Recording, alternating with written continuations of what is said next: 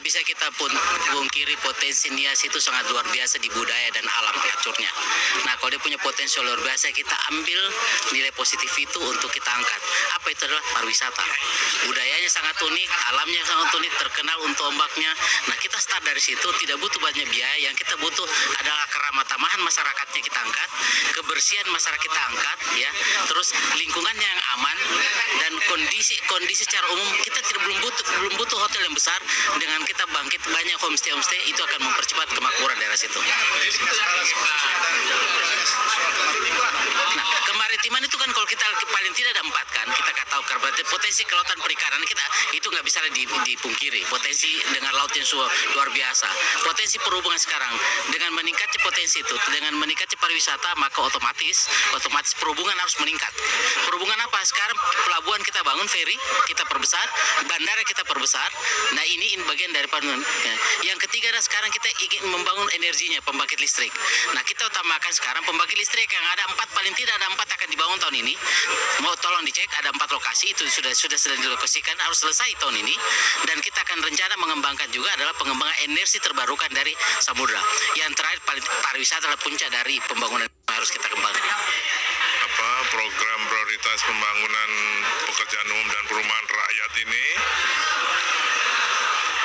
memang kita kerjakan tidak hanya di wilayah, tantangannya adalah karena ada disparitas antar wilayah.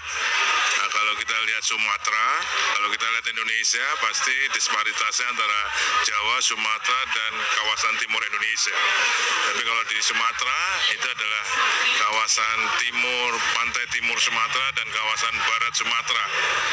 Itu ada disparitasnya, khususnya di kawasan barat Sumatera ini antara di pulau-pulau, di antaranya Kepulauan Nias. Jadi itu menjadi prioritas kami untuk memajukan membangun infrastruktur di situ untuk konektivitas, jalan dan jembatan, perumahan, air minum, sanitasi yang termasuk dalam program pekerjaan umum dan perumahan rakyat.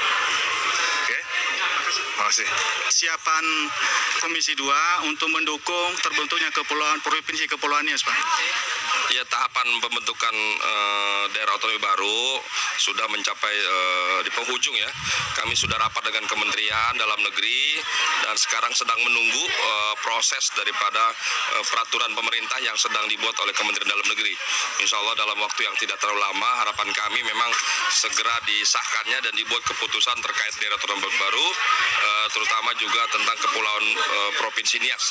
Saya kira dalam waktu yang tidak terlalu lama kita akan segera mengesahkan beberapa daerah otonomi baru, termasuk diantaranya adalah Provinsi Kepulauan Nias. Baik, Persatuan Masyarakat Nias Barat Indonesia ini memang menjadi organisasi yang bisa mempersatukan masyarakat Nias Barat dimanapun berada, yang punya cita-cita untuk bisa bersama-sama bersatu dalam hal memberikan yang terbaik bagi pemerintah daerah Kabupaten Nias Barat yang pada ujungnya adalah untuk kesejahteraan masyarakat Nias Barat yang akan datang.